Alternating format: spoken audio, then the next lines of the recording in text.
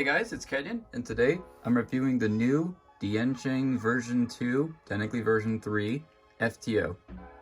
So let me get the superficial things out of the way. The reason why I'm calling this the V3 instead of the V2 is because technically this is the V1, which actually came to me in a mirrored color scheme and I haven't bothered yet to fix it, but needless to say, this is what 2010 hardware gets you.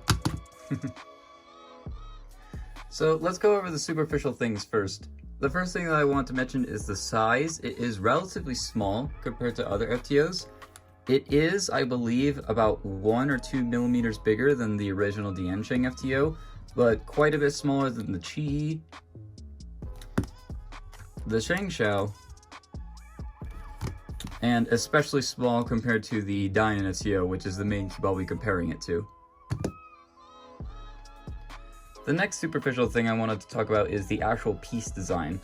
As we can see in FTOs that have lacking turning quality, we can see that they have very squared off pieces, like the corner is very squared off and the triangle is very squared off. On the Shengshao it's especially bad because of the puzzle's looseness, so it actually tends to pop really easily.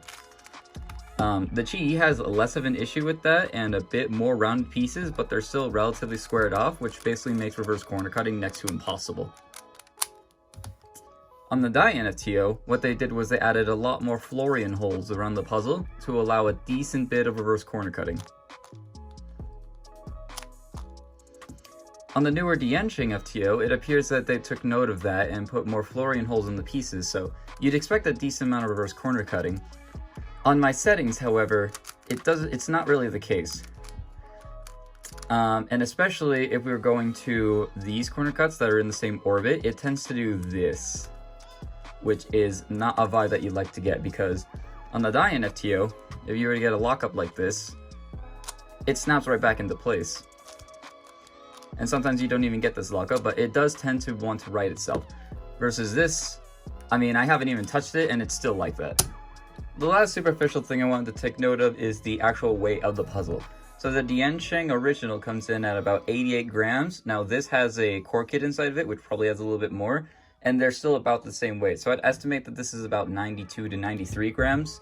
In comparison to the Shengshao, it is definitely lighter.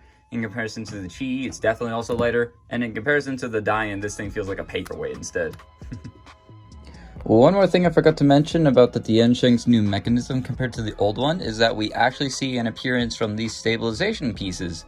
Now, these were first introduced in most modern Rex TOs, and they also were existent on the Dian. The difference is that the Dian actually has a magnetic ring underneath, which attaches to the inside of the screw down there. So once I turn it, it actually wants to stay in place.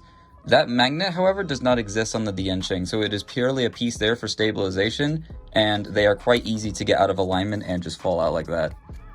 So that's one more thing that they did differently about the mechanism. I do like that they added those stabilization pieces because they do stabilize the puzzle. However, when they're not magnetically in place, they tend to jostle around in the puzzle a lot, causing unnecessary lockups, which is never fun. One more thing I forgot to mention, the Diansheng actually has more magnets in the core. So the Dian only has a 12 magnet ball core, which attaches the edges to the internal pieces. And since there's 12 edges, that means it's a 12 magnet core. But on this cube, there is a lot more magnets, and what I can only assume is that they are edge repelling magnets for the magnets in the edges right here.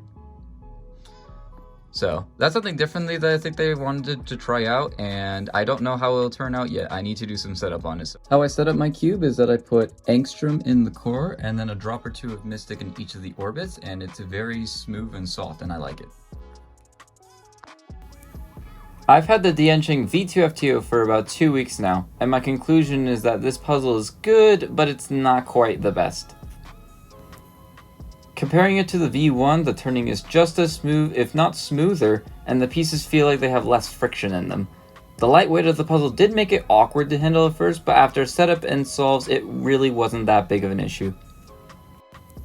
Because the pieces are so light, the cube doesn't have a lot of momentum with each turn, which causes me to undershoot D and BR flicks during last layer. The magnets are also a little weak for my liking, and I would have preferred them to be just a tad stronger.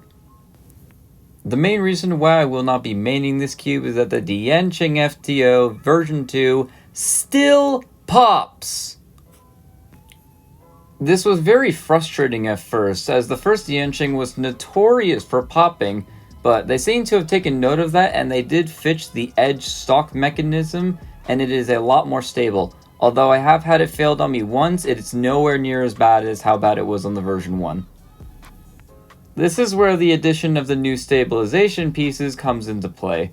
During a harsh corner cut, the piece gets out of alignment and can get wedged in between the two center pieces and cause a massive lockup, which you will see me get one of these later on in this average of 12.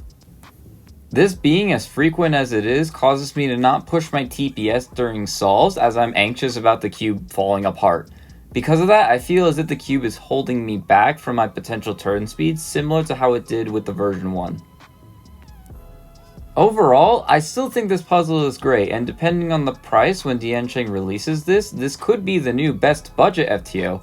However, I still believe the Dian is the best FTO overall that you can buy. That pretty much sums up everything that I wanted to say in this review.